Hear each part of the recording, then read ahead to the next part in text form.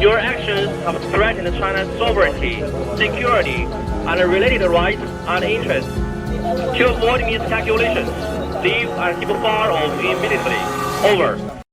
In 2014, satellite images revealed something impossible. Tiny coral reefs in the South China Sea, some barely visible above water, were growing. Not naturally. China was pumping millions of tons of sand onto submerged reefs, turning them into artificial islands. In just 3 years, they created 3,200 acres of new land in the middle of the ocean. And then they put military bases on them, runways, missile systems, radar stations, right in the middle of one of the most disputed waterways on Earth. And they're doing it again, right now in 2026. To understand why China is building islands in the middle of the ocean, you need to understand what flows through the water beneath them. The South China Sea is the most important waterway in the world. 1/3 of all global maritime trade passes through it. More than $5 trillion worth of goods every year. Oil from the Middle East, electronics from China, food from Southeast Asia. More tanker traffic than the Suez Canal and Panama Canal combined. It's also believed to contain 11 billion barrels of untapped oil and 190 trillion cubic feet of natural gas beneath the seabed. And it's home to 10% of the world's fisheries, a food source for hundreds of millions of people across Asia. China claims sovereignty over approximately 80% of the South China Sea, a claim outlined by the so-called 9-dash line, drawn on Chinese maps since the 1940s. This claim overlaps with the territorial waters of Vietnam, the Philippines, Malaysia, Brunei, and Taiwan. All of them disputed. In 2016, the Permanent Court of Arbitration in The Hague ruled that China's 9-dash line had no legal basis. China's response? They called the ruling a piece of waste paper and continued building. China's island building technique is as simple as it is destructive. It's called dredging. Massive cutter suction dredging vessels, some the size of aircraft carriers, anchor near a submerged reef. They extend a cutter head to the seabed, which chews through coral, sand, and rock. The material is sucked up through pipes and sprayed onto the reef surface. Layer by layer, the reef rises above the waterline. Within months, what was once a coral formation barely visible at low tide becomes a flat island several meters above sea level. Workers arrive with cement, steel, and construction equipment. Within a year, the island has buildings. Within 2 years, it has a runway. Within 3 years, it has weapon systems. China's dredging fleet is the most powerful in the world. The Tianjinghao, one of their largest vessels, can dredge 6,000 cubic meters of material per hour. It could fill an Olympic swimming pool every 25 minutes. The environmental cost is catastrophic. The dredging destroys coral reefs that took thousands of years to grow. Marine biologists estimate that China's island building has destroyed over 160 square kilometers of coral reef, an ecosystem that supports millions of species and protects coastlines from storm surges. But for China, the strategic value outweighs the ecological cost. These aren't islands, they're unsinkable aircraft carriers. China built 7 artificial islands in the Spratly Islands between 2013 and 2016. Each one serves a specific military purpose. Fiery Cross Reef is the crown jewel, a 2,700-meter runway, long enough for any military aircraft in China's arsenal. Hangars, radar systems, anti-aircraft batteries, barracks, a harbor deep enough for warships. It's a fully operational air and naval base, 1,000 kilometers from the Chinese mainland, sitting on what used to be a reef barely above water. Mischief Reef is almost identical. Another full-length runway, another harbor, another set of weapons systems. Together with Fiery Cross, they create overlapping fields of radar coverage and anti-access zones that cover most of the South China Sea. Subi Reef completes the triangle. 3 bases, each capable of operating military aircraft, each armed, each positioned to control access to the waterway below. The remaining 4, Quarteron Reef, Gavin Reefs, Hughes Reef and Johnson Reef, are smaller but serve as surveillance posts and communications relays.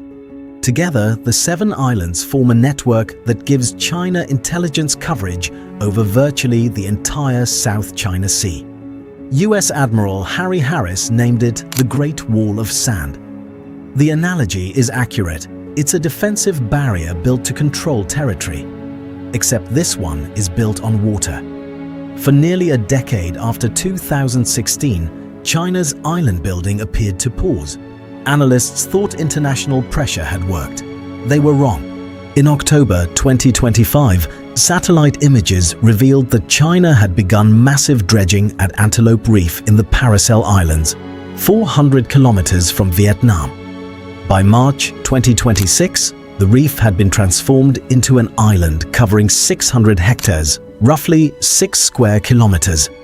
That makes it potentially the largest artificial island China has ever built, larger than Mischief Reef. Analysts from the Asia Maritime Transparency Initiative reported that Antelope Reef could now support a 2,700-meter runway, missile facilities, and surveillance infrastructure. Its position is strategically significant. It's closer to mainland China than the Spratly Islands, making it more useful in a potential Taiwan conflict. And China isn't the only one building. Vietnam has dramatically accelerated its own reclamation work. Vietnam begins dredging on Lad Reef in disputed waters. Satellite images taken by a US-based firm have revealed suspected dredging work on Lad Reef. Dredging approximately 13.4 square kilometers of coral reef since 2022 across 21 features in the Spratlys. Experts call it a Pandora's box. Once one country starts building, everyone follows. The South China Sea is now the site of the most intense military construction race since the Cold War. And the tool isn't bombs or missiles. It's sand. The United States has made the South China Sea a priority, at least in words. Since 2015, the US Navy has conducted regular freedom of navigation operations, sending warships deliberately close to the artificial islands to demonstrate that it doesn't recognize China's territorial claims. Every few months, a US destroyer sails within 12 nautical miles of Fiery Cross Reef or Mischief Reef. China responds with radio warnings and sometimes by scrambling fighter jets. But these operations are symbolic. They don't stop construction, they don't remove weapons, and they don't reverse the fact that China now has permanent fortified military positions across the South China Sea. In early 2026, US reconnaissance flights over the South China Sea dropped by 30%, coinciding with America's focus on the Middle East. Some analysts see this as a window of opportunity for China to accelerate its building program, and the timing of the Antelope Reef expansion supports that theory. The fundamental problem is clear. The US challenges China's claims, but it doesn't challenge China's construction. And once an island exists, once there's a runway and a radar station and a missile battery, it's not going to be unbuilt. The islands are facts on the ground, or rather, facts on the water. And facts don't negotiate. China's artificial islands represent a new kind of power. Not the power to destroy, the power to control. By placing military bases across the South China Sea, China can monitor every ship, every submarine, every aircraft that enters the region. Its radar coverage is now nearly complete. Its anti-ship missile range overlaps with major shipping lanes, and its airstrips can deploy fighter jets to any disputed area within minutes. For the Philippines, this is an existential threat.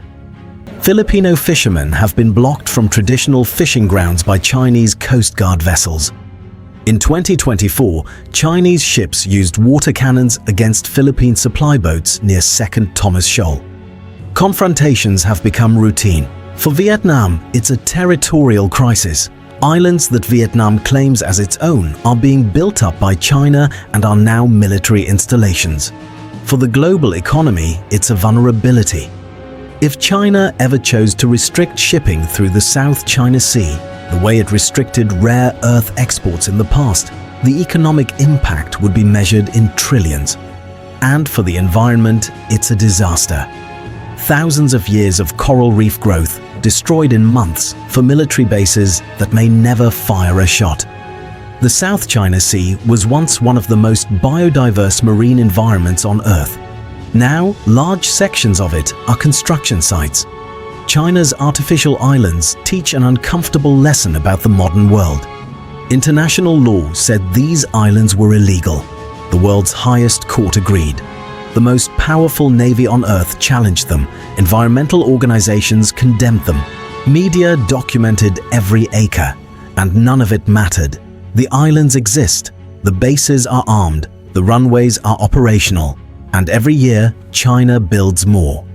Sometimes the most dangerous construction project isn't the one that fails, it's the one that succeeds. Sand, coral, and a plan to control the most important waterway on Earth. If you want to understand the engineering that shapes our world, subscribe. And watch this next.